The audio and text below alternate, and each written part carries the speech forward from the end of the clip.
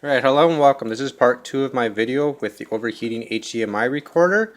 Basically what I did was I drilled a bunch of holes here and drilled a bunch of holes on this side. I used an old piece of plastic from a battery case that was kind of shaped like a V, and what I ended up doing was separating the two layers of the board. So the top holes here is for the top layer of the motherboard and the bottom. This way the airflow can hit the bottom and then come out this side. So I'll have to grab another piece of tape after, but basically I cover up these holes here.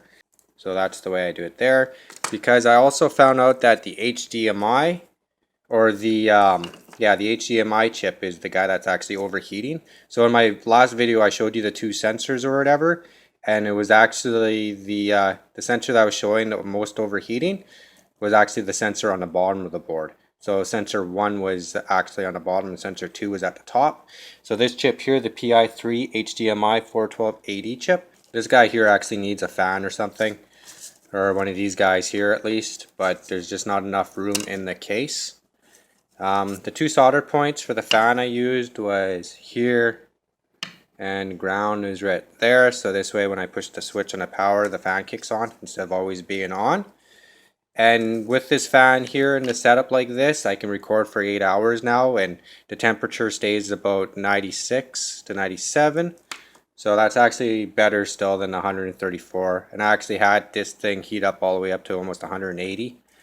But anyways, I'll just show you quickly it with the case on, and that's it, I believe. Alright, so this is the final thing of it. The fan's on there, it's hot glued into place.